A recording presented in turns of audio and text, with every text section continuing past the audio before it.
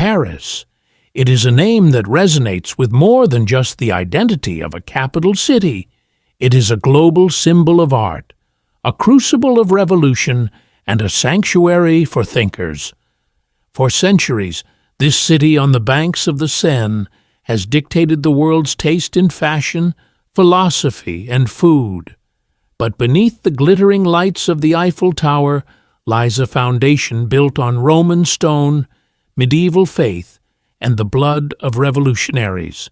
In this documentary, we go beyond the postcards. We dive deep into the 2,000-year-old story of Paris, exploring its origins as a small island settlement to its transformation into the world's most visited city. Before it was Paris, it was Lutetia. Around 250 BC, a Celtic tribe known as the Parisian settled on the Île de la Cité, the natural island in the Seine. They chose this spot for its strategic defense and trade routes. However, in 52 BC, Julius Caesar's Roman legions conquered the area. The Romans transformed Lutetia into a classic imperial city.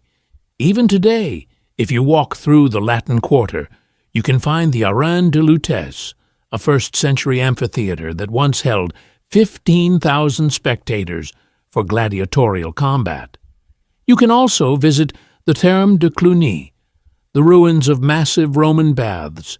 It wasn't until the 4th century, as the Roman Empire began to fade, that the city officially took the name Paris, inspired by its original inhabitants. As the Roman sun set, the Middle Ages rose, turning Paris into a powerhouse of Christianity and education. In 1163, Bishop Maurice de Sully began construction on a masterpiece that would define the city's skyline for 800 years, Notre Dame de Paris. This was the birth of the Gothic style, using flying buttresses and ribbed vaults to reach heights never before seen. During this era, King Philippe Auguste built a massive fortress to protect the city from Viking raids and English invasions. That fortress would later become the foundation of the Louvre. By the 13th century, the University of Paris, the Sorbonne, was established, making the city the intellectual capital of Europe.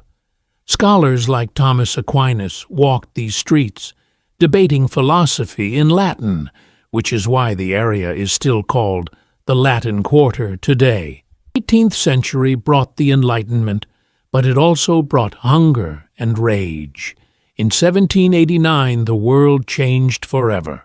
The storming of the Bastille prison on July 14th signaled the end of absolute monarchy.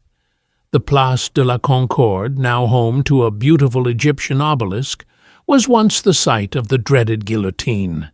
Here, King Louis XVI and Marie Antoinette met their end.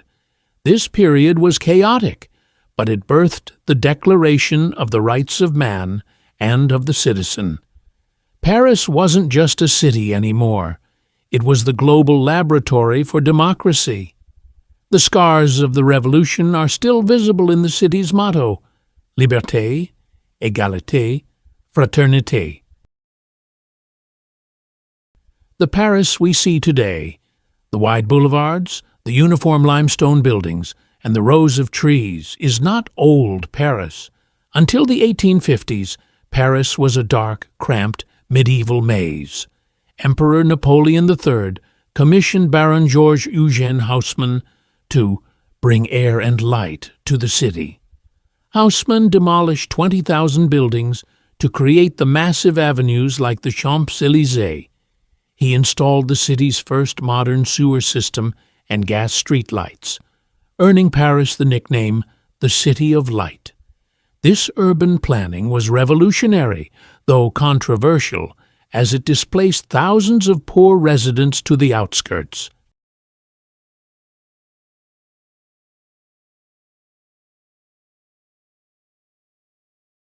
In 1889, for the World's Fair, an engineer named Gustave Eiffel revealed a 300-meter iron lattice tower. The puddle iron structure was intended to be temporary. Writers and artists called it a truly tragic street lamp. Yet, it survived because of its utility as a telegraph antenna. This was the Belle Époque, the beautiful era. Paris became the center of the world's avant-garde. In the neighborhood of Montmartre, artists like Picasso, Dalí, and Van Gogh were reinventing art.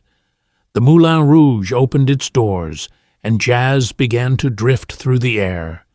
Despite 2 world wars, this spirit of creativity remained unbroken.